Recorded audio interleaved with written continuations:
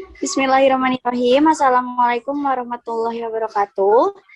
Saya dan kelompok saya akan mempresentasikan mengenai peti Ridhofita yang disusun oleh Detia Ningsih, Dewi Sekar Anggriani, Dikva Satria Anugrah, Dini Aftafia, Dini Rahmawati, Fitria Nur Fazriyah, dan saya sendiri, Indri Lestari, dan Mima Azrah. Di sini ada teori dasar mengenai peti Ridhofita. Menurut Nur Cahyati tahun 2010, peti Ridhofita merupakan tumbuhan berpembuluh yang tidak berbiji, memiliki susunan tubuh khas yang membedakannya dengan tumbuhan yang lain, dan peti Ridhofita disebut sebagai Tracheophyta berspora, yaitu kelompok tumbuhan yang berpembuluh dan berkembang biak dengan spora. Kemudian, menurut Lubis 2009, di permukaan bumi ini dilaporkan terdapat 13.000 jenis peti Ridhofita dari hampir kepulauan Indonesia, Filipina, Guinea, dan Australia. Utara diperkirakan terdapat 4.000 jenis paku yang mayoritasnya adalah Felicinae. Dan kemudian, menurut Kinho tahun 2009, Ridhofita merupakan suatu divisio telah memiliki sistem pembuluh sejati atau kormus, yang artinya tumbuhnya dengan nyata dapat dibedakan dalam 3 bagian pokok, yaitu akar, batang, dan daun. Namun demikian, Ridhofita tidak menghasilkan biji untuk mereproduksinya, dan kelompok tumbuhan masih menggunakan spora sebagai alat perbanyakan genetatifnya, sama seperti lumut dan fungi. Dan selanjutnya akan dijelaskan. Di sini saya akan menjelaskan mengenai ciri umum dan reproduksi Ridhofita. Yang pertama, ciri-ciri tumbuhan Ridhofita atau tumbuhan paku. Tumbuhan paku ini merupakan salah satu kelompok tumbuhan tertua dan memiliki ciri-ciri yang pertama, akar, batang, dan daun memiliki berkas pembuluh angkut berupa xilem dan floem. Kemudian dapat ditemukan di air, di tempat lembab, dan menempel pada tumbuhan lain sebagai epifit atau di sisa-sisa tumbuhan lain, dan sampah-sampah sebagai saprofit. Kemudian dia tidak menghasilkan biji tetapi menghasilkan spora. Spora terdapat di dalam kotak spora atau sporangium. Kotak-kotak spora tersebut terkumpul dalam sorus. Sorus-sorus ini kemudian berkumpul di permukaan bawah dari helaian daun. Kemudian mengalami pergiliran keturunan atau metagenesis. Tumbuhan paku yang kita lihat sehari-hari disebut generasi sporofit. Kemudian daun yang masih muda menggulung. Daun tumbuhan paku ada yang khusus menghasilkan spora yang disebut sebagai sporofit, dan daun yang tidak menghasilkan spora yang disebut tropofil.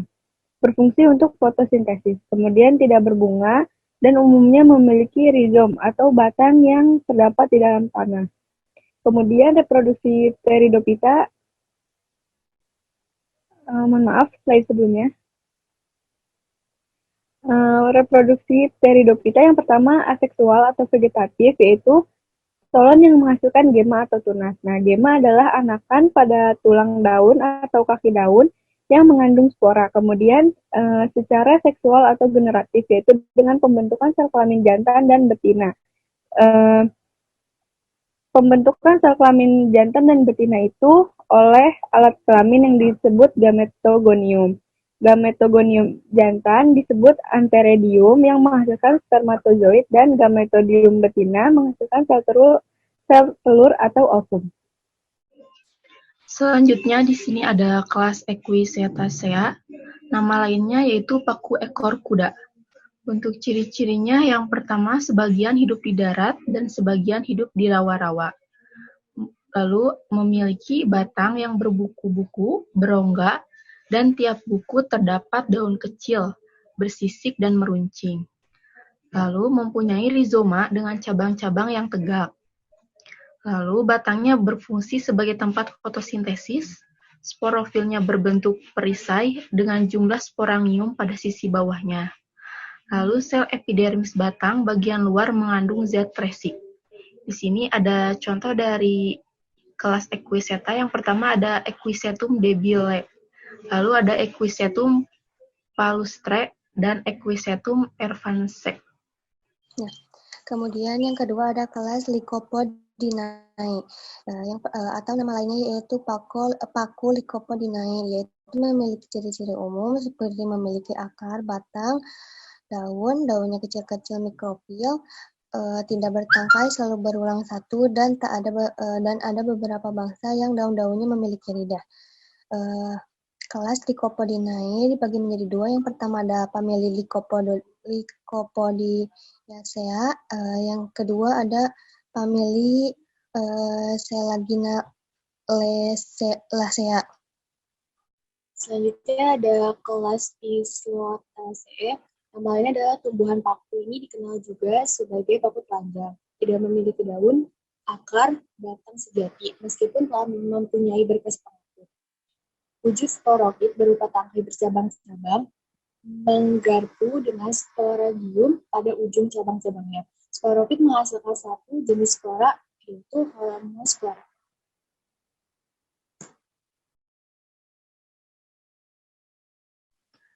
Untuk kelas selanjutnya yaitu Isotinaceae yang memiliki ciri-ciri diantaranya yang pertama itu sporofitnya itu mempunyai batang seperti umbi.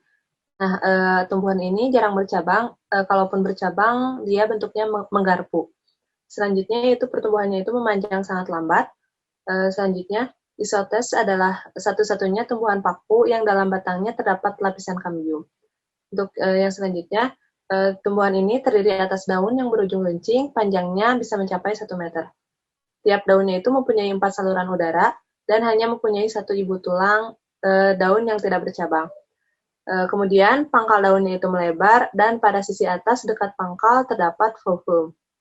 Selanjutnya, tumbuhan ini juga terdapat ligula atau lidah daun di atas fulvum atau pangkal daun. Selanjutnya, tumbuhan ini juga sporangiumnya dilindungi oleh selaput yang disebut velum. Dan juga terdapat banyak trabekula pada mikrosporangium. Dan untuk yang terakhir, spora-spora baru lepas setelah dinding sporangiumnya membusuk. Untuk contohnya, yaitu ada Isotes sp atau spesies dan juga Isotes echinopora.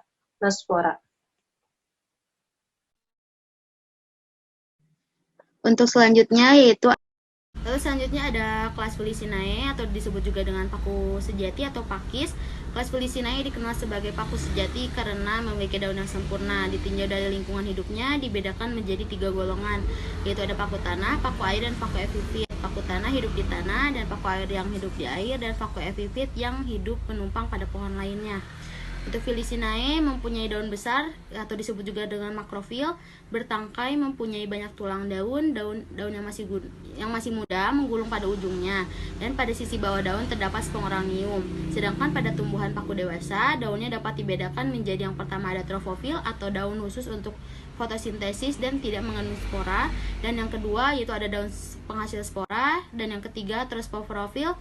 Dalam satu tangkai daun, anak daun ada yang menghasilkan spora dan ada yang tidak menghasilkan.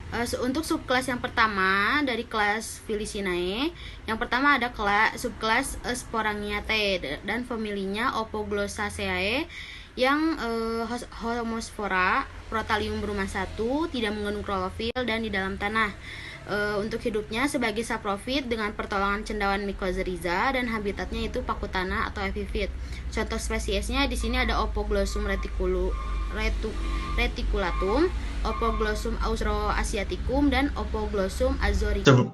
Selanjutnya di sini ada subkelas Leptosporangiaceae. Tumbuhan paku subkelas ini beranggotakan sekitar 90% dari total genus dalam kelas Felicinae yang tersebar di seluruh muka bumi yang berupa paku pohon. Biasanya batang tanpa kambium, kekuatan yang berasal dari rangkaian berkas pengangkut yang tersusun konsentris. Sporangneum terkumpul menjadi sorus yang bentuknya bermacam-macam. Sebelum masak, sorus tertutup oleh selaput yang dinamakan indusium. Semua paku Leptosporangiaceae bersifat homospor. Adapun di sini ada famili-familinya, yaitu ada yang pertama famili Polypodiaceae. Orang sukunya yaitu Woodsiae, marganya yaitu Chrysopteris. Jenisnya yaitu Chrysopteris fragilis. Kemudian yang kedua ada famili Marsilliaceae, marganya yaitu Marsilea. Pilularia, dan Rechnelidium. Jenisnya yaitu Marsilea carinata. Dan yang terakhir yaitu famili Salviniaceae, marganya yaitu Salvinia, jenisnya Salvinia natans, terus spesies cucullata, spesies minima, dan spesies molesta. Sekian dari kami, kurang lebihnya mohon maaf. Terima kasih. Wassalamualaikum warahmatullahi wabarakatuh.